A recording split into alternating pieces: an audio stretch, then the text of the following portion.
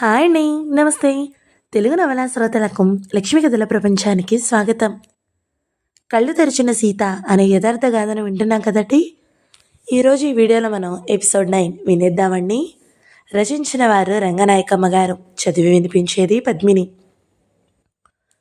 16 November మధ్యాహ్నం 4 గంటలప్పుడు సీత బయటకు వచ్చే ప్లాను. శ్యామల కారు 3:15 కల్లా సీత ఉన్న ఇంటి వెనక పార్కు దగ్గర ఆగి ఉండాలి.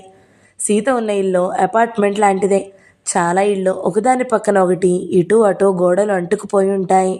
ప్రతి ఇంటికి అడుగున కార్ల గ్యారేజ్ ఉంటుంది. దానిపైన పెద్ద హాలు, వంటిల్లు, దానిపైన 3 బెడ్రూమ్లు, వాటి బాత్రూంలు. ఆ ఇళ్ల వరుసకి ముందు వైపు వెనక వైపు కూడా రోడ్లుంటాయి. ఆ ఇళ్లలో ఉన్నవాళ్ళు కార్లతో బయటికి వెళ్ళాలంటే వెనక రోడ్ల నుంచే వెళ్ళాలి. ఆ గ్యారేజ్ ముందు రోడ్డు కన్నా కొంత లోతులో ఉంటుంది. వెనుక రోడ్డుని అయితే కారు కాస్త తంటాలు పడి ఎక్కుతుంది. సీత 16వ తారీఖు నాడు ఇంట్లో నుంచి బయటకు రావాలని ఆ పొద్దున్నే అకస్మాత్తుగా నిర్ణయించుకుంది. ఆ పొద్దున్న రోజు జరిగే సంఘటన లాంటిదే ఒకటి జరిగింది. ఆ పొద్దున్న సీత చీకటినే వంటింట్లోకి వచ్చి అంట్లు తోమి ఉప్మా చేసి పప్పు వండింది. గంట తర్వాత లేచిన కస్తూరి వంటింట్లోకి వచ్చి ఆ పప్పు చూసి, ఇదేంటి ఇలా వండావు, పిల్లలు ఎలా తింటారు అని రుసరుసలాడింది. ఏం రోజులాగానే వండాను, రోజు తినడం లేదా పిల్లలు అంది సీత. ఆ తర్వాత మళ్ళీ పిల్లలకు ఎలా కావాలో మీకు తెలిస్తే మీరే వండండి వాళ్ళకి అని కూడా అంది చాలా నిర్లక్ష్యంగా. సీత ఏ క్షణంలోనైనా ఆ ఇంట్లో నుంచి ఎగిరిపోవడానికి సిద్ధంగా ఉంది. 2 సామాన్లు సర్ది పెట్టేసుకుంది. కేర్లెస్గా మాట్లాడాలనిపించింది ఆ క్షణాల్లో. సీత ఆ పూట అలా మాట్లాడేసరికి కస్తూరికి అవమానం అయిపోయింది. పై బెడ్రూమ్లో ఉన్న తమ్ముడి కోసం మేడ మెట్ల దగ్గర నిలబడి, నాగు నాగు చూసావా సీత ఏం చేసిందో అంది రుసరుసలతో. గట్టిగా అరిచింది కూడా. ఆ నాగు మెట్ల దగ్గరకు వచ్చి గట్టిగా మెట్ల మీద నుంచే, విన్నాలే, అంతా విన్నాలే అన్నాడు. సీత సహించలేకపోయింది. మెట్ల దగ్గరికి వెళ్ళి తల పైకెత్తి అతన్ని చూస్తూ, ఏమిన్నారు, ఏమిటి విన్నారు మీరు, అసలేం జరిగిందో అడిగారా నన్ను, అంతా విన్నానంటున్నారు, వింటే ఆవిడ ఏమందో తెలిసిందా అంది చాలా కోపంగా. అలా ఎప్పుడూ మాట్లాడని సీత. పైన వాడు తెల్లబోయాడు. నా మీద అరుస్తున్నావేంటి అన్నాడు అక్కడి నుంచి గట్టిగా. ఏం మీరిద్దరూ కలిసి నా మీద అరిస్తే పర్వాలేదా అంది సీత. అతను అతని అక్క కూడా నిర్ఘాంతపోయారు. కాసేపటికి అతను కిందకి దిగిన తరువాత సీత వైపు చూడకుండా, ఉప్మా తినకుండా, కాఫీ ముట్టుకోకుండా కోపంగా ఆఫీస్కి వెళ్ళిపోయాడు. సీత హడావిడిగా అతని లంచ్ బాక్సులు తీసుకుని గ్యారేజ్లోకి దిగేటప్పటికే అతను వెళ్ళిపోయాడు. సీత గబగబా పైకి బెడ్రూమ్లోకి వచ్చి రవికి మెయిల్ రాసింది. రవి గారు, నేను ఇవాళే వెళ్ళిపోతానండి. వెళ్ళిపోవాలని నిర్ణయించుకున్నాక ఇంకా ఎందుకు ఇక్కడ ఆగడం? ఇవాళ జరిగిన విషయం గతంలో విషయాల కన్నా చాలా చిన్నదే. చిన్నదో పెద్దదో నాకు ఇక పిచ్చెక్కేలాగా ఉంది. ఇంకా ఆగనండి. సామాన్లు సిద్ధంగానే ఉన్నాయి. శ్యామల గారు ఇంకా ఆఫీస్కి బయలుదేరరు. ఆవిడ ఇప్పుడు మెయిల్స్ చూసుకోరు. మీరు ఆవిడకి ఫోన్లో చెప్పండి, ఇవాళ మధ్యాహ్నం వచ్చేయమనండి. ఆవిడ ఏమన్నారో నాకు వెంటనే చెప్పండి, నేను ఇక్కడే ఉంటాను అని చకచకా రాసేసింది. రవి వెంటనే ఆ మెయిల్ చూశాడు. వెంటనే శ్యామలతో మాట్లాడాడు. శ్యామల ఇంట్లోనే ఉంది, ఇంకా ఆఫీస్కి బయలుదేరలేదు. ఆ రోజు నా నీలం రంగు బట్టలు వేసుకుంది. సరే ఇవాళే వెళ్తాను. నా బట్టలు బ్లూ కలర్. నేను ఆఫీస్కి వెళ్ళినప్పటి నుంచి సీతతో టచ్లో ఉంటాలే రవి అని చెప్పింది. రవి వెంటనే అదంతా సీతకి రాశాడు. సీత ఆనందపడిపోయింది. రెక్కలు మొలిచిన పక్షిలాగా అయిపోయింది. అప్పుడే మాకు ఆ పొద్దున్న జరిగిందంతా రాసేసింది. అదంతా రాసి చివర్లో, ఈ పూట నేను వండిన పప్పు కస్తూరికి నచ్చలేదు. పాపం ఆవిడ ఈ పూట భోంచేస్తుందో లేదో. సాయంత్రం నేను ఎగిరిపోతాను కదా, రాత్రికైతే రేపటి నుంచి అయితే తనే రుచికరంగా వండుకొని తింటుందిలేండి అని రాసింది. ఇక అప్పటి నుంచి సీత ఆ పూట స్నానం కూడా మానేసి శ్యామల ఇంటికి చేరాక చెయ్యొచ్చులే అని వంటింట్లో కొన్ని సర్దుళ్ళు చేసేసి పైకొచ్చి ల్యాప్టాప్ ముందే కూర్చుండిపోయింది. శ్యామల ఆఫీస్కి చేరగానే సీతకి పెద్దగా రాసింది. 3:30 కల్లా అక్కడికి వచ్చేస్తాను. నువ్వు చెప్పినట్టే పార్కు దగ్గర ఉంటాను. నా కారు రంగు తెలుపు. నేను నీలం రంగు ప్యాంటు, అదే రంగు స్వెటరు, చేతిలో డైలీ పేపర్ పట్టుకుంటాను. కంగారు పడకు. బయటికి రావాలని నువ్వు చేసుకున్న నిర్ణయమే అసలు పెద్ద విషయం. బయటికి రావడానికేముంది, చాలా సింపుల్. ల్యాప్టాప్ ఆఫ్ చేయకు, చూస్తూ ఉండు. అప్పటికి ఇంటికి ఎవరూ వచ్చారు కదా. సీత అన్నం తినడానికి కూడా కిందకి వెళ్ళలేదు.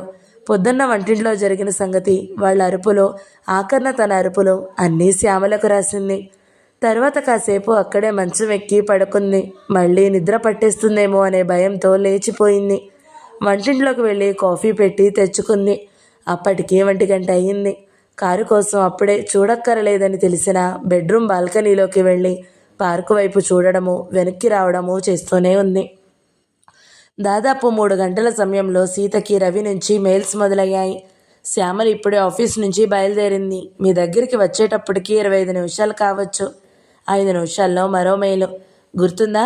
శ్యామల బ్లూ రంగు బట్టలతో ఉన్నానని చెప్పింది. కారు తెల్ల రంగు. మళ్ళీ ఇంకొకటి. శ్యామల ఇప్పుడే చెప్పింది. సగం దూరం వెళ్ళానని చెప్పింది. ముందు మీ బ్యాగ్ని అయినా గ్యారేజ్లో పెట్టేసుకోరాదు. శ్యామల కారు వెనక్కి రోడ్డు మీదే ఆగుతుంది కదా. అసలు కస్తూరి బయటికి వెళ్ళేదాకా ఆగడం ఎందుకు? శ్యామల కారు కనబడగానే కస్తూరే ముందే మీ సామానుతో కిందకి వచ్చేరాదో. ఆ టైం ఇండియాలో అర్ధరాత్రే. అయినా గాంధీ కూడా ఆ మెయిల్స్ చూస్తూనే ఉన్నాడు. అవును సీత, కస్తూరే ఉంటే మాత్రం నీకేం భయం? ఆమె కళ్ళ ముందే నీ సామాను తీసుకుని కిందకి దిగి శ్యామల కారు దగ్గరికి ఎందుకు వెళ్ళలేము అని చకచకా రాశాడు. పాపం సీత అంత టెన్షన్లోనూ జవాబు రాసింది. నాకు భయమని కాదండి, ఈ విషయం నేను ఇంతకు ముందే మీకు రాశాను. మర్చిపోయి ఉంటారు మీరు. ఆమె ముందే బయలుదేరితే చప్పున ఆమె నా సామాన్లు లాగేస్తుందేమో. ఆమె కానీ అతను కానీ నన్ను ఆపగలరని నాకు ఇప్పుడు భయం లేదు.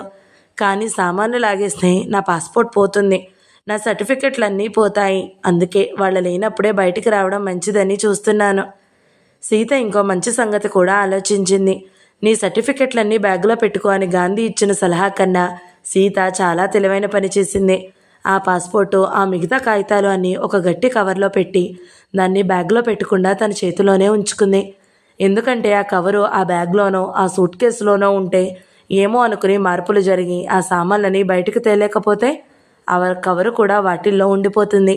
ఆ కాగితాలన్నీ పోతాయి. పాస్పోర్ట్ పోతే విమానం ఎక్కే దారుండదు. ఆ కవరు తన చేతుల్లోనే ఉంటే ఆ సామాన్లని వదిలేసే పరిస్థితి వచ్చినా ఆ కవరుతో బయటికి వచ్చేసి కారు ఎక్కేయవచ్చు. అప్పుడు పోతే బట్టలే పోతాయి. శ్యామల్ని అడిగితే ఒక జత బట్టలు ఇస్తుంది. అలా ఆలోచించి సీత ఆ కాగితాల కవరు బ్యాగ్లో పెట్టలేదు. అదంతా మెయిల్ రాసింది గాంధీకి. అది చదివి టీచర్ గాంధీ చాలా సంతోషించాడు. అవును సీత, చాలా బాగా ఆలోచించావు, వెరీ గుడ్ అని సీతకి మంచి మార్కులు వేశాడు. అయితే ఆ కవర్ని చేత్తో పట్టుకోవడం కాదు, ప్లాస్టిక్ సంచిలో పెట్టి దాన్ని భుజానికి తగిలించుకో అని మంచి సలహా ఒకటి ఇచ్చాడు. బెడ్రూమ్లో నుంచి బాల్కనీలోకి 7వసారి పరిగెత్తిన సీతకి పార్క్ దగ్గర రోడ్డుకి అటువైపు తెల్లకారు వస్తూ కనబడింది. అది ఒక రౌండ్ చుట్టి తిరిగి వచ్చిన దారినే వెళ్లే వైపు ముఖం పెట్టి నిలబడింది. కారులో నుంచి శ్యామల దిగి ఇటూ అటూ చూసింది. చేతిలో నలిగిపోయిన డైలీ పేపర్ని సరిగా మడతలు పెట్టింది. ఆ మనిషి బ్లూ రంగు బట్టలతోటే ఉంది. ఆమె శ్యామల అని సీతకి నిర్ధారణ అయిపోయింది. అంతలో రవి మెయిల్. శ్యామల మీ దగ్గరలోనే ఉంది, చూసుకున్నారా అని. అప్పుడు టైము 3:30. ఇంకో అరగంటకి కానీ కస్తూరి బయటికి కదలదు. ఆమె తన బెడ్రూమ్లోనే ఉంది కాబట్టి సీత ముందు తన సర్ది ఉంచిన చిన్న బ్యాగ్ని గబగబా కిందకి దింపి గ్యారేజ్లో పెట్టి వచ్చేసింది.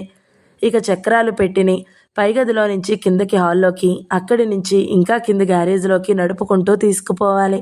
అదంతా కస్తూరి చూస్తుందంటే తప్పకుండా ఏదో గొడవ చేస్తుంది. ఆ చికాకెందుకు? ఆమె బయటికి పోయేదాకా ఊరుకుంటే మంచిది. అందాక ముందు శ్యామలికి ఒకసారి కనబడి రావాలి.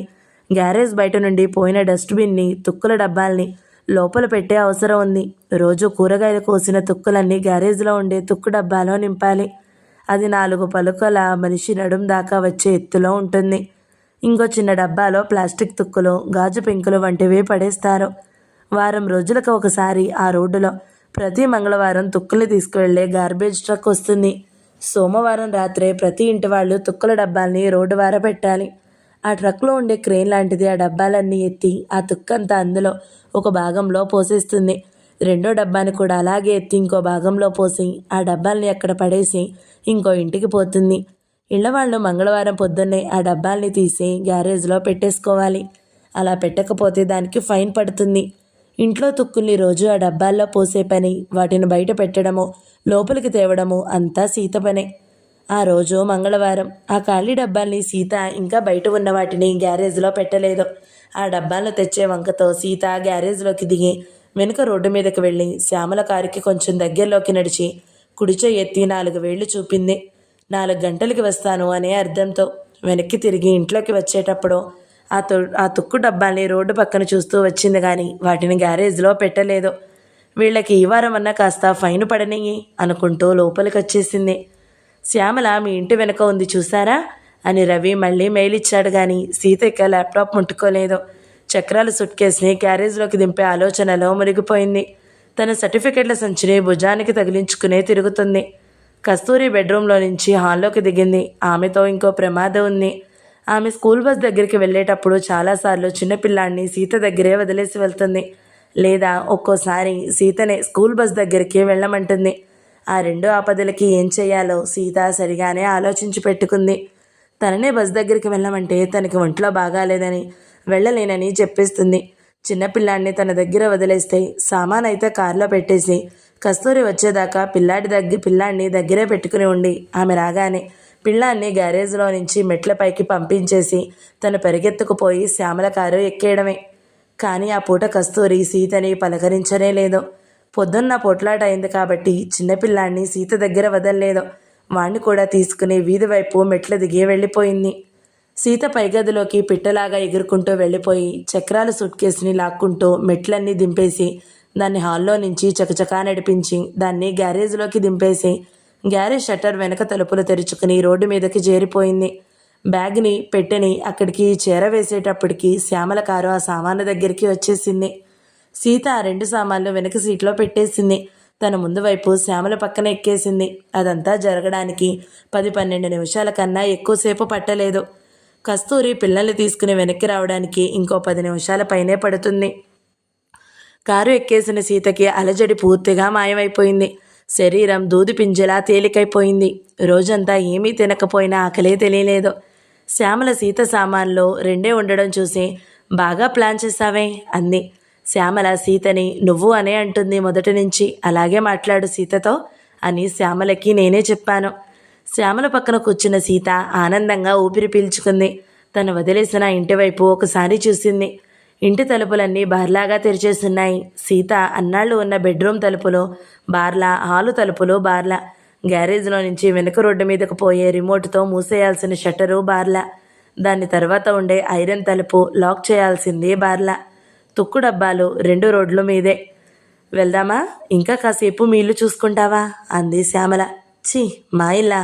గ్యారేజ్ తలుపులు బార్లాగా ఉన్నాయని చూశానంతే. కస్తూరి రాగానే ఏమనుకుంటుందో పాపం. కారు కదిలిపోయింది. కస్తూరి ఈ పూట పప్పు రుచిగా వండుకుంటుందేమో కదా అంది శ్యామల. ఏమీ వండుకోదు. పొద్దున్నే నేను వండిందే తింటుంది 3 రోజుల దాకా. శ్యామల గారు, అతనికి ఫోన్ చేయాలి కదా వెంటనే. అవునవును, వెంటనే చెయ్యి. సెల్ నెంబర్ని బ్లాక్ చెయ్యి అంటూ శ్యామల తన సెల్ అందించింది. దాని నెంబర్ని అవతల మనిషికి కనబడకుండా బ్లాక్ చేయడం ఎలాగో శ్యామలే చెప్పింది. సీత ఇల్లు దాటగానే నాగరాజుకి ఫోన్ చేసేసి చెప్పాలనేది ప్లాన్లో భాగమే. ఎందుకంటే సీత కనబడకపోతే ఆ ఇంట్లో వాళ్ళు మా ఇంట్లో మనిషి మిస్సింగ్ అని పోలీస్ రిపోర్ట్ ఇస్తారు. పోలీసులు ఇక తక్షణం వెతకడం మొదలు పెడతారు. పోలీసులు వెతుకుతూ ఉంటే సీతకి విమానం ఎక్కడం కూడా ఇబ్బంది అయినా అవుతుంది. కాబట్టి నాగరాజు మిస్సింగ్ రిపోర్ట్ ఇవ్వకుండా ఉండాలంటే వెళ్ళిపోతున్నాను అని సీత అతనికి చెప్పేస్తేనే పోతుంది. అసలు సంగతి అతనికి వెంటనే తెలిసిపోవాలి కూడా. అదంతా రవి, శ్యామల కూడా సీతకి ఎప్పుడో చెప్పి ఉంచారు. అమెరికాలో పోలీసులు తొందరగా పనిచేస్తారా అని సీత రవి మెయిల్ చూసినప్పుడు ఆశ్చర్యపడితే దాని మీద రవి ఒక ఉపన్యాసం మెయిల్ ఇచ్చాడు. ఈ దేశంలో పోలీసులు లాంటి చిన్న స్థాయి ఉద్యోగస్తులు స్ట్రిక్ట్గా పనిచేసేలాగా బోలెడు నిబంధనలు పెడతారు. వాళ్ళని 1 పైసా లంచం తీసుకొనివ్వరు. అదే పెద్ద పెద్ద జడ్జీలు, మినిస్టర్లు అయితే అంతు లేకుండా తింటారు. మొన్న ఒబామా ఇండియాకి వెళ్ళినప్పుడు ఎన్ని 100 కోట్లు ఖర్చు పెట్టారు. పోలీసులు లాంటి చిన్న ఉద్యోగులు స్ట్రిక్ట్గా పనిచేస్తే చాలు. క్యాపిటలిజానికి ముదిరిన క్యాపిటలిజం అలాగే ఉంటుందంటాడు గాంధీ. మీరు మాత్రం మిమ్మల్ని పోలీసులు వెతికే గొడవ లేకుండా చూసుకోండి అని రాశాడు. సీతకి రవి చెప్పిందంతా గుర్తుంది. శ్యామల కూడా అదే అంది. నాగరాజుతో మళ్ళీ మాట్లాడడం ఇష్టం లేదు కానీ ఏదో పోలీసుల గొడవ అంటున్నారని సీత సరే అంది. నాగరాజు సెల్ నెంబర్లు నొక్కింది. వెంటనే హలో అని నాగరాజు కంఠం వినబడింది. నేను సీతని. ఇప్పుడే ఇంట్లో నుంచి బయటకు వెళ్ళిపోతున్నాను. ఇక అక్కడికి రాను. హలో హలో, ఎక్కడి నుంచి చేస్తున్నావు? నెంబర్ పడలేదే? ఎక్కడ? సీత సెల్లాపేసింది. నిన్ను వదిలేశాను అని చెప్పేసిందన్నమాట. ఎంత బాగుందో కదా. చేతిలో సెల్ ఉంటే చెడ్డ మగవాళ్ళని వదిలేయడం సెకండ్లలో చేసేయొచ్చు కదా. భలే ఉందిలే సీత, భలే చేశావు. శ్యామల నవ్వింది. నేను చెయ్యలేకపోయిన పని నువ్వు చేశావు సీత అంది. అతను ఎంత ప్రయత్నించినా ఈ సెల్కి మళ్ళీ చేయలేడా? చెయ్యలేడు. దీని నెంబరు అక్కడ పడదు కదా. ఎక్కడి నుంచి చేస్తున్నావు అన్నాడు. చక్కగా చెబుతాననుకున్నాడు. సీత, ఇప్పుడు సంతోషంగా ఉందా నీకు? సంతోషమా? ఉత్త సంతోషమా? నమ్మలేనట్టుగా ఉందండి. సీత కళ్ళు చప్పున నిండిపోయాయి. నాకు ఇప్పుడు ఎలా ఉందో నేను చెప్పలేనండి.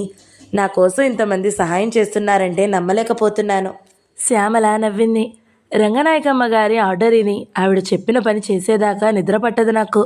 ఆవిడ చెబితే మాత్రం అందరూ చేస్తారా అండి? ఆవిడ మాత్రం అందరికీ చెబుతారా? చేసేవాళ్ళకే చెబుతారు. కస్తూరి వచ్చేసి ఉంటుందా ఈ పాటికి? వచ్చేసే ఉంటుంది. కానీ నేను లేనని అప్పుడే గ్రహించదు. ముందు ఇంటి తలుపులన్నీ బార్లాగా ఉండడం చూసి చాలా సంతోషిస్తుంది. సీత ఏం చేస్తుందో చూడు అని తమ్ముడికి చెప్పొచ్చని తలుపులన్నీ అలాగే ఉంచుతుంది. తను ముయ్యదు. వెంటనే తమ్ముడికి ఫోన్ చేస్తుంది. తలుపులన్నీ తెరిచి బెడ్రూమ్లో నిద్రపోతుంది చూడు. పిల్లాడు వచ్చేసినా ఇంకా లేవలేదు చూడు అని చెబుతుంది. ఆమె పిల్లాడు వస్తే నువ్వెందుకు లేవాలి? ఆ పిల్లలకి ఏం పెట్టాలో ఏం చేయాలో అదంతా చూడడం నా పని. నువ్వెందుకు చేయాలి? తనేం చేస్తుంది మరి? అదంతా తర్వాత చెప్తానండి. ఈ పాటికి ఇంటికి వచ్చేసి నేను ఇంకా నిద్రపోతున్నానని తమ్ముడికి ఫోన్ చేసి, చూడరా నాగు, పెద్దబాబు ఇంటికి వచ్చేసిన ఇంకా లేవలేదురా, ఎప్పుడూ నిద్రే, ఒక్క పని కూడా అందుకోదురా అంటుంది. అబ్బే అలా కాదు, అతనే ఈ పాటికి ఇంటికి ఫోన్ చేస్తుంటాడు. నువ్వు చెప్పేసావుగా వెళ్ళిపోతున్నానని. వెంటనే అక్కకి ఫోన్ చేసి సీత ఇంట్లో లేదా అని అడగడు. ఆ టైంలో అక్కగారు ఇంట్లో ఉండదని అతనికి తెలుసు. అయినా ట్రై చేస్తాడు. ఫోన్ అలా చేస్తూనే ఉంటాడు. అక్కగారు ఇంటికి రాగానే ఆ తలుపులు బార్లాలు చూసి తమ్ముడికి చెయ్యబోతే తమ్ముడే ఫోన్ వస్తుంది. సీత లేదా అంటాడు. ఎందుకు లేదు? నిద్రపోతుంది అంటుంది. అది కాదు, నాకు ఫోన్ చేసి నేను వెళ్ళిపోతున్నానని చెప్పింది. పైకి వెళ్ళి చూడు, వెంటనే చెప్పు నాకు అంటాడు. తెల్లబోయి పైకి పరిగెత్తుతుంది. పరిగెత్తదు రండి, లావు మనిషి. నేను వచ్చాక ఈ 5 నెలల్లో మరీ లావెక్కింది. అయినా కంగారు కదా, పరిగెత్తుతుందిలే. పరిగెత్తి చూస్తే అక్కడ నువ్వు ఉండవు, సామాను ఉండదు. లేవని చెప్పేస్తుంది తమ్ముడికి. వెంటనే అతను పరిగెత్తుకొస్తాడు. అప్పటికే కస్తూరి ఇండియాలో నిద్రపోతూ ఉన్న తల్లిని లేవగొట్టే చెప్పేస్తుంది. ఇక ముగ్గురు కలిసి ఫోన్లో చర్చలు మొదలు పెడతారు. మొత్తం మీద ముగ్గురు భలే ఏడుపు మొహాలు పెడతారులే. అదంతా శ్యామల నవ్వుతూనే వర్ణించింది. సీత నవ్వుతూనే విని, అవును అలాగే జరుగుతుంది. ముగ్గురు కలిసి మా అమ్మని నాన్నని తిట్టుకుంటారు. ఇదంతా వాళ్ల ద్వారానే జరిగిందనుకుంటారు. ఈ మనిషి ఎలా బయటికి వెళ్ళగలిగింది? ఈ మనిషికి ఊళ్ళో ఎవరు తెలుసు? సామాన్లు ఎలా తీసుకుని వెళ్ళింది అని తెగ మాట్లాడుకుంటారు. అన్నట్టు శ్యామల గారు రవి గారికి చెప్పొద్దు వెంటనే. సరిగ్గా అప్పుడే శ్యామల సెల్మోగి రవి ఫోన్ వచ్చింది. సీతే మాట్లాడింది. నేను కారులో ఉన్నానండి, ఇంటి నుంచి చాలా దూరం వచ్చేసాం. శ్యామల గారింటికి వెళ్తున్నాం. చేశాను అతనికి. చేసి చెప్పేశాను. ఒక మాట చెప్పి ఫోన్ ఆఫ్ చేసేసాను. అయితే విమానం టికెట్టు బుక్ చేసేయొచ్చా? చేసేయండి. మీరందరూ కలిసి నన్ను విమానం ఎక్కించేయండి. అందరూ చేసిందేమీ లేదు. Credit goes to Shyamala. కీర్తి అంతా శ్యామలకే పోతుంది. సీత నవ్వి ఆ మాటలు శ్యామలకి చెప్తే వెంటనే శ్యామల సెల్ తీసుకుని, అంత కీర్తి నా ఒక్కదానికేనా? అందరం పంచుకుందాంలేండి రవి అంది. అయితే టికెట్ రేపటికి బుక్ చేసేస్తా. మరెక్కడికి? వైజాగా, మద్రాసా, హైదరాబాదా? సీత చెప్పింది. హైదరాబాద్లో మా ఇల్లు తాళం పెట్టేసింది. మా నాన్న మద్రాసులో ఏదో చిన్న రూమ్లో ఉన్నాడు. మా అమ్మ మా అక్క దగ్గర వైజాగ్లో ఉంది. అక్కడికే వెళ్తానండి. అయితే వైజాగ్కే. సరే, పాస్పోర్ట్ ఉందిగా? అయ్యో ఎందుకు లేదు, కాగితాలన్నీ తెచ్చేసుకున్నాను. సరే మళ్ళీ చేస్తాను. సీత ఆశ్చర్యపోతూ అంది.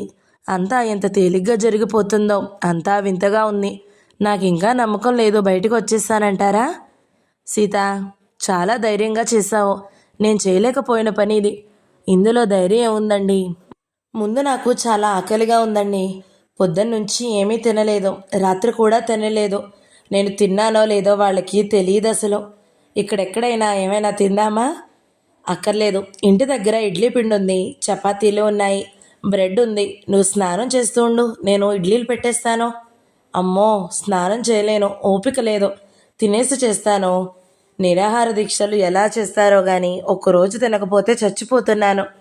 కస్తూరి ఇంటికొచ్చి ఏం చేస్తుందో పాపం. మాయల పకీరు అద్దం మన దగ్గర ఉంటే బాగుండను. అందులో కస్తూరి మనకి కనబడితే బాగుండను. పనంతా తనే చూసుకోవాలి. ఇంకా వాళ్ళ గోలు ఎందుకండి? ఆ పిల్లలంటేనే నాకు ఇష్టం. వాళ్ళని చూస్తూనే అక్కడ మాత్రం ఉండగలిగానేమో.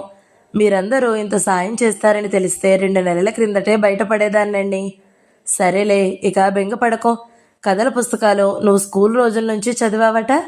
నేనైతే 2 ఏళ్ల నుంచే. ఇప్పుడు అది లేదు.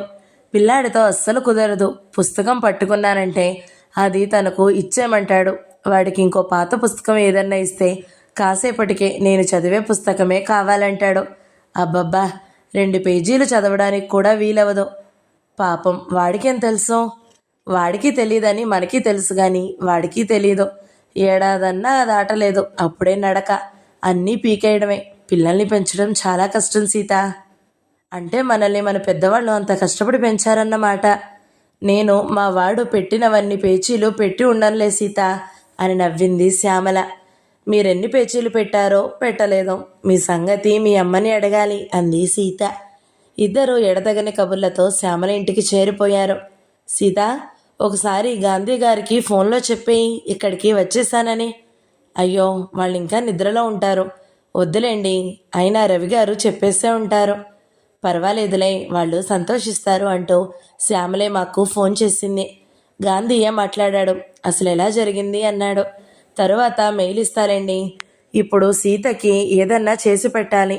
2 రోజుల నుంచి తిండి లేదట. వేలాడబడిపోతుంది. నిరాహార దీక్షలు ఎలా చేస్తారో గాని అంటుంది. పిల్లాన్ని ఇంకా కేర్ సెంటర్ నుంచి తీసుకురావాలి. నీళ్లు పొయ్యాలి. వాడికి సాయంత్రాలే పోస్తాను. పొద్దున్న పూట టైమే ఉండదు. సరే సరే, నీ పనులు చూసుకో అని గాంధీ ఫోన్ ఆపేసి వెంటనే సీత నాన్నకి చేశాడు. సీత శ్యామల ఇంటికి చేరిపోయిందండి. రవి టికెట్ కోసం చూస్తున్నాడు అని చెప్పి పెట్టేసి మళ్ళీ మంచం ఎక్కాడు. అదంతా నాకు తెల్లారిన తర్వాతే తెలిసింది. రవి నుంచి గాంధీకి ఫోను. సీత వైజాగ్కే వెళ్తానంది. అలాగైతే హైదరాబాద్ ఎయిర్పోర్ట్లో 13 గంటలు వెయిట్ చేయాల్సి వస్తుంది. అలాంటి టికెటే దొరుకుతుంది. అన్ని గంటలు అక్కడ ఎలా ఉంటుంది? శ్యామలకి చేస్తే వాళ్ళ సెల్ని ఛార్జ్లో పెట్టారేమో, పలకడం లేదు అని. రవి, హైదరాబాద్ వరకే టికెట్టు. ఇక్కడ దిగగానే సీత మన ఇంటికే వచ్చేస్తుంది. తర్వాత రాత్రి ట్రైన్లో వైజాగ్ వెళ్తుంది. తిన్నగా వైజాగ్ పోవడం ఎందుకు? ఇక్కడికి వచ్చి మాట్లాడకుండా ఇక్కడ వరకే తీయి, నేను తర్వాత సీతకి చెబుతాను అన్నాడు గాంధీ. రవి హైదరాబాద్ టికెట్నే ఫైనల్ చేశాడు. ఆ టికెట్ని నెట్లో శ్యామలకు పంపించేసి ప్రింటౌట్ తీసుకోండి అని చెప్పేశాడు. ఎంతైంది రవి అంది శ్యామల. 40,000 రూపాయల్లో అయితే. వెంటనే వెళ్లే ప్రయాణం కదా. 2 నెలల ముందే టికెట్ తీస్తే 25,000తో సరిపోతుంది. విమాల క్యాపిటలిస్టు ఆ 25,000ని 2 నెలల పాటు వడ్డీలకు తిప్పుకుంటే, లేకపోతే షేర్లు కొని అమ్ముకుంటే 40,000 సంపాదిస్తాడేమో. అందుకే అర్జెంట్ టికెట్కి 40,000. పోనీలేండి, వెంటనే దొరికింది. సీతకి చెప్పండి. గాంధీ సీత నాన్నకి ఆ వార్త కూడా చెప్పేశాడు. సీత రేపే విమానం ఎక్కుతుంది. చికాగో నుంచి హూస్టన్కి, అక్కడి నుంచి దుబాయ్కి, అక్కడి నుంచి హైదరాబాద్కి. ఇక్కడ మా ఇంట్లో ఒక రోజు ఉండి రైల్లో వైజాగ్ వెళ్తుంది. సీత నాన్న చాలా కృతజ్ఞతగా, సీతని మీరే బయటపడేయాలండి, మా వల్ల జరిగే పని కాదు ఇది అన్నాడు. సీత బయటపడడానికి అసలు కారణం సీతే. అది అమ్మాయి నిర్ణయం. కాస్త సహాయం చేసేవాళ్ళదేం గొప్పండి. అయ్యో, అలా అనకండి. సహాయం దొరకని వాళ్ళు ఎంతోమంది ఉంటారు. సహాయం కావలసిన వాళ్ళందరికీ అది దొరుకుతుందా? కొంచెం డబ్బు దొరికినప్పుడు ఆ టికెట్ డబ్బు నేను ఇచ్చేస్తానండి గాంధీ గారు. కాస్త అప్పు ఇచ్చేవాళ్ళు ఉన్నారు. పర్వాలేదు, ఆ అబ్బాయికి చెప్పండి. అదేం అక్కర్లేదు. శ్యామలకే సమస్య కానీ మిగతా వాళ్ళకి మంచి జీతాలే. అందరూ సంతోషంగా ఖర్చు పెట్టుకుంటారు. శ్రీహరిరావు గారు, ప్రసాదు, మా పిల్లలు అందరూ తలా కొంచెం పెట్టుకుంటారు. అది తిరిగి ఇవ్వాలని ఆలోచించకండి. ఫోన్లో, కంప్యూటర్లో, నెట్లో ఉండడం వల్ల పని ఎంత తొందరగా జరిగిపోయిందండి. కాస్త తొందరగానే జరిగింది కానీ అవన్నీ లేకపోతే మాత్రం నిర్ణయాలు ఆగుతాయా? ఇవన్నీ లేని రోజుల్లో బతికిన మనుషులు వాళ్ళకి కావలసినట్టు వాళ్ళు చేసుకోలేదా? ఈ ఫోన్లు, నెట్లు అన్నీ శ్యామలకి ఉన్నాయి. అయినా ఆమెకి సమస్య తప్పిందా? సీతకి గట్టి నిర్ణయమే ఉంటే ఇంత తొందరగా కాకపోయినా ఇంకో 2 నెలల తర్వాత అయినా బయటపడదా? అది నిజమే కానీ ఇంత తొందరగా బయటపడడం మాత్రం మీ వల్లే జరిగింది గాంధీ గారు. మీరు ఆ మాట అన్నిసార్లు అనకండి. మేం మాత్రం అందరికీ చేస్తున్నామా, చేయగలమా? సీత ఇక్కడికి వచ్చేశాక మీకు మళ్ళీ చెబుతాను. అలాగేనండి, నేను చేస్తూ ఉంటాను. సీతకి శ్యామల మొదట ఇడ్లీలు చేసి పెట్టింది రెడీగా ఉన్న కొబ్బరి పచ్చడితో. తర్వాత పిల్లాడిని డైకేర్ సెంటర్ నుంచి తీసుకుని వచ్చింది. ఇద్దరూ కలిసి వాడి స్నానాదులు పూర్తి చేశారు. వాడిని ఎప్పుడూ పోలీసుల కాపలా కాసినట్టు కాపలా కాస్తూ ఉండాలి. లేకపోతే డైనింగ్ టేబుల్ మీద నుంచి గిన్నెలన్నీ లాగేయడమో, కంప్యూటర్ని కూలదొయ్యడమో, టీవీకి కన్నాలు పెట్టడమో ఏదో ఒకటి తప్పకుండా చేస్తాడు. వాణ్ణి కాపలా కాసే పని సీతకి అప్పచెప్పి శ్యామల వాడి గుడ్డలు ఉతికే పనిలోకి వెళ్ళిపోయింది. వాణ్ణి కాపలా కాయడం సీతకి 10 నిమిషాల కన్నా ఎక్కువసేపు చేత కాలేదు. సీత అక్కడ ఏదో పుస్తకం తిరిగేస్తుంటే వాడు టీవీ దగ్గర రిమోట్ సంపాదించి దానితో టేబుల్ మీద 10 దెబ్బలు వేశాడు. శ్యామల పరిగెత్తుకొచ్చేదాకా సీత పుస్తకంలోనే ఉండిపోయింది.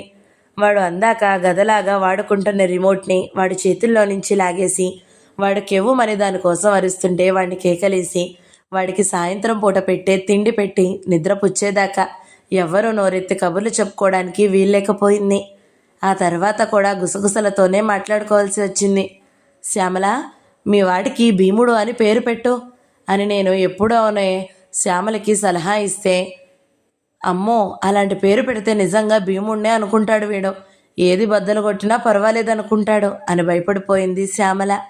సీత తన కష్టాలేవో శ్యామలకి చెప్పుకుంటుంటే అంతలో రవి నుంచి ఫోన్లు ప్రారంభమయ్యాయి. మొదట సీతకి, తర్వాత మాకు. నాగరాజు ఇంటి నుంచి కస్తూరి రవి ఫోన్కి చేసిందట. రవి ఎత్తలేదు దాన్ని. కస్తూరి మాటలు వాయిస్ మెయిల్లోకి వెళ్ళాయి. సీత, ఎక్కడికి వెళ్ళాము? వచ్చేయమ్మా, వచ్చేయి వచ్చేయి అని రవి నంబరు కస్తూరికి ఎలా తెలిసిందట? సీత గతంలో ఎప్పుడో 1-2 సార్లు కస్తూరి సెల్ నుంచి రవికి చేసింది. తన ప్రయాణ వివరాలు మాట్లాడాలని. అప్పుడు రవి కూడా ఒకసారి ఆ సెల్కి చేశాడు. అప్పుడు తప్ప తర్వాత ఎప్పుడూ కస్తూరి సెల్ని సీత వాడలేదు. అయినా ఆ సెల్లో రవి నెంబర్ కనబడింది వాళ్ళకి. శ్యామల సీతతో, కస్తూరి సాయంత్రం పని చేసుకోలేక నిన్ను పిలుస్తుంది, పోనీ పాపం ఒకసారి వెళ్ళి ఆ డస్ట్బిన్ గార్బేజ్లో పెట్టేసిరా అని సీతకి సలహా కూడా ఇచ్చింది. రవి ఫోన్కి మళ్ళీ మళ్ళీ కస్తూరి నుంచి పిలుపులు వచ్చేయి వచ్చేయి అని. వాయిస్ మెయిల్లో పడ్డ ఒక కంఠం అయితే నాగలక్ష్మమ్మది కావచ్చు. అమ్మ సీత, ఎక్కడున్నావమ్మా? వచ్చేయమ్మా, మాట్లాడుకుందాం. వచ్చేయి, ఎలా తోస్తే అలా చేయడమేనా? వచ్చేయమ్మా. ఒకసారి కస్తూరి కంఠం ఏడుస్తూ కూడా వినపడింది. ఇది ఫ్యామిలీ ప్రెస్టీజ్ మ్యాటర్, సీతని ఆలోచించమనండి. కానీ రవి ఒక్క కాల్కి కూడా జవాబు ఇవ్వలేదు. ఆశ్చర్యంగా నాగరాజు సీత నాన్నకి ఫోన్ చేశాడు. ఏంటండి అంత చెప్పకుండా వెళ్ళింది అన్నాడు. ఏదో 4 రోజుల కోసం పుట్టింటికి వెళ్ళిన పాత పెళ్ళం గురించి మాట్లాడినట్టు. సీత నాన్నకి అసలు సంగతి అప్పటికే తెలిసి ఉంది కాబట్టి తొణకలేదు. అసలు ఆయనకి చాలా కాలం నుంచి ఆ నాగు మీద నమ్మకం పోయింది.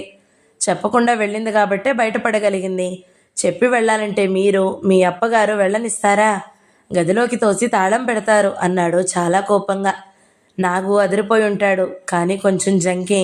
ఉరిశిక్ష పడ్డ వాళ్ళకి కూడా ఒక అవకాశం ఇస్తారండి అన్నాడు. ఎందుకు? ఉరిశిక్ష తీసేయమని అడగడానికా? కొత్తగా పెళ్ళైన ఆడపిల్ల 5 నెలలకే పరిగెత్తుకుని వచ్చేసిందంటే అక్కడ ఎంత నరకం అనుభవిస్తేనో ఆ పని చేసుంటుంది. ఇక మా పిల్ల మా దగ్గర శాంతిగా బతుకుతుంది, శాంతిగా అని టపీమని ఫోన్ మూసేశాడు సీతనాన్న. ఫోన్లు భలే మంచివి కదా. అల్లుడిని గోంగూరలో పురుగుల్ని తీసి పారేసినట్టుగా తీసి పారేయొచ్చు. అల్లుళ్ళు అప్పల్ని మమ్మీల్ని కూడా తోసి పారేయొచ్చు. మన నాగు అల్లుడు ఇక నోరు మూసాడు. ఆ తర్వాత సీత నాన్నకి మళ్ళీ ఇంకో ఫోను, కస్తూరి వాళ్ళ ఆయన నుంచే. అయ్యో, సీత నాతో మాట మాత్రం చెప్పి ఉంటే నేను సరిచేసేవాడినండి సీత నాన్నగారు అన్నాడు. ఇది వాళ్ళు వీళ్ళు సరిచేసే కేసు కాదులేండి, ఆ అమ్మాయే తేల్చుకోగలదు. ఇది మీరే కాదు, మేము సరిదిద్దగలిగేది కాదు. అసలు మొదట్లో మాకు ఈ నాగు సంబంధం సరిగా ఇష్టమే లేదు. కానీ అమ్మాయికి నమ్మకం కలిగింది, ఇష్టం కలిగింది. పెద్దవాళ్ళం అడ్డం పడకూడదని మేమే సరిపెట్టుకున్నాము. సీత తెలివైందిలేండి, ఒక పొరపాటు చేసినా దిద్దుకోగలదు. మా పిల్లలు ఎలాంటి వాళ్ళు అనుకుంటున్నారు? గురిజాడ, స్త్రీపాద, చలము, శ్రీశ్రీ అలా బోలెడు మంచి పుస్తకాలు చదివిన పిల్లలు. వాళ్ళకి కాస్త జ్ఞాననేత్రం ఉంటుంది. కస్తూరి భర్త గారు, మీరిక సీతని దిద్దేదేమీ లేదు, కానీ మీ భార్యామణిని కాస్త దిద్దండి. లేకపోతే మీ నాగు సర్పానికి ఇంకో పెళ్లి జరిగినా ఆ పిల్ల కూడా మీ భార్యామణికి పెద్ద షాక్ ఇస్తుంది. ఆ జాగ్రత్త పడండి కస్తూరి భర్త గారు అని సీతారాన్న తెగ కోపంగా 10 నిమిషాల సేపు దడదడ ఫోన్లో మనిషికి గడ్డి పెట్టేశాడు. కమ్యూనిస్టు నాన్న అల్లుళ్ళి కాళ్ళు కడిగి కాళ్ళు తుడిచిన దోషాల్ని ఫోన్లో ఆయన్ని బాగా తిట్టి ఆ తిట్లన్నీ నాగుకు అందించే మార్గంలో పాత దోషాల్ని పరిహారం చేసేసుకున్నాడు. గాంధీ శ్యామలకి ఫోన్ చేసి సీతతో మాట్లాడాడు. నువ్వు హైదరాబాద్లో విమానం దిగాక వెంటనే మాకు ఫోన్ చేయి. విమానం వాళ్ళ చెక్కింగ్ తర్వాత నీ సామాను నీకు అందడానికి 1 గంట పడుతుందేమో. ఆలోగా మాదాపూర్ వచ్చే ఎయిర్ బస్ ఎక్కడ ఉంటుందో వాకూబు చేసుండు. ఆ బస్సు శిల్పారామం దగ్గర ఆగుతుంది. అక్కడ దిగాలి నువ్వు. అక్కడికి నేను నా స్కూటర్తో వస్తాను. అక్కడి నుంచి నువ్వు సామానుతో ఆటోలో వచ్చేయొచ్చు. గాంధీ ఇంకా చెబుతుంటే సీత అడ్డం పడి, మీరు రావద్దండి. హైదరాబాద్లో దిగానంటే ఎలాగైనా వచ్చేయగలను మీ ఇంటికి. అప్పుడు ఇంకా చీకటిగా ఉంటుంది. మీరు రావద్దండి. ఆటోలో నేను వచ్చేస్తాను అని మళ్ళీ మళ్ళీ చెప్పింది. సరే, ఆ సంగతి నువ్వు దిగాక ఆలోచిద్దాంలే అన్నాడు గాంధీ. గాంధీ మాటలు విని మా అబ్బాయి శరత్, గాంధీ ఆ చీకట్లో నువ్వు వెళ్ళకు, నన్ను లేపు, నేను వెళ్తాను అన్నాడు. పాపాయ్ కూడా, నేను కూడా వెళ్తాను, సీతని చూస్తాను. నాన్న నన్ను కూడా లేపు అని తను వెళ్తానంది. సీత ఇక్కడికే వస్తుంది కదా, ఇంటికొచ్చాక చూడకూడదా అంటే, కాదు అక్కడే చూస్తాను. విమానంలో వచ్చిన వాళ్ళు ఎలా ఉంటారో చూస్తాను అంది. నాన్న కూడా విమానాల్లో తిరుగుతూనే ఉంటాడు కదా అంటే, సీత సముద్రం ఎలా దాటిందో చూస్తాను అంది. గాంధీకి యూనివర్సిటీలో ఉండగా సీత దగ్గర మన నెంబర్ ఉందా అసలు అనే సందేహం వచ్చి పడింది. సీత శ్యామల ఫోన్తోనే మాట్లాడుతుంది, మన నెంబర్ని నోట్ చేసుకుందా అని సందేహం. వెంటనే శ్యామలకి ఫోన్ చేసి అడగాలంటే అది వాళ్ళకి అర్ధరాత్రి. పైగా గాంధీ జేబులో శ్యామల నెంబర్ లేదు. అది ఇంటి దగ్గర ఉంది. ఇంటికి వచ్చాక శ్యామలకు చేసి అడుగుదామా అనుకున్నాడు. అయినా అంతదాకా ఆగలేక యూనివర్సిటీ నుంచి వచ్చేటప్పుడు దారిలో శిల్పారామం దగ్గర ఏరోబస్ వాళ్ళ ఆఫీస్కి వెళ్ళాడు. అక్కడ మురళి అనే ఉద్యోగిని పట్టుకున్నాడు. ఆయన మాదాపూర్ రూట్లో వచ్చే బస్సుకు సంబంధించిన ఉద్యోగి.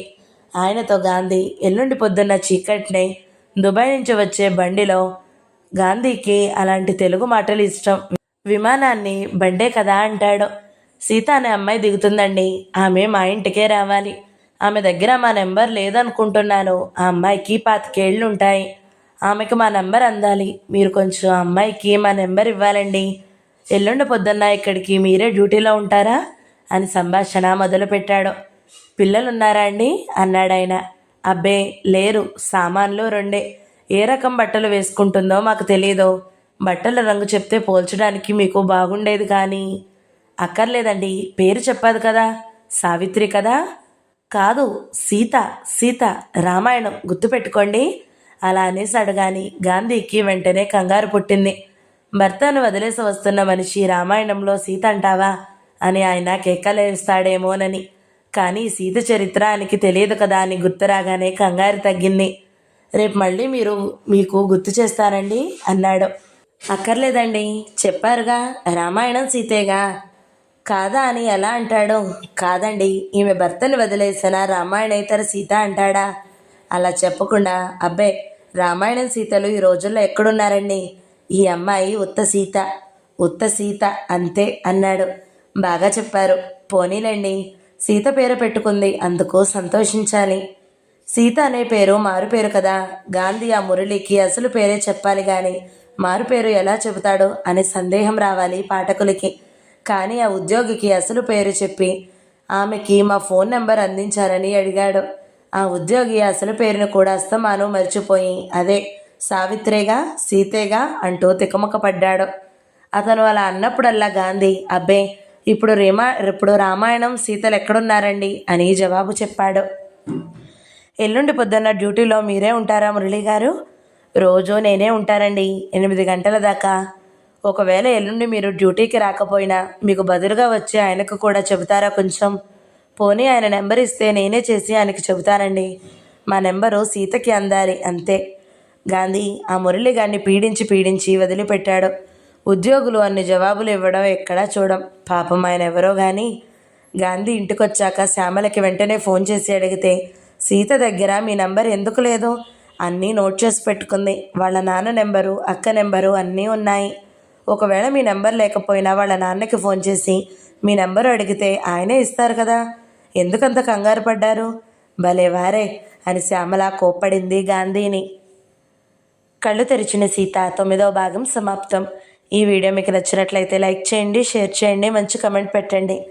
ఎవరైనా మొదటిసారి మన ఛానల్ని చూస్తున్నట్లయితే సబ్స్క్రైబ్ చేసుకోండి. Thank you so much for watching. నమస్తే.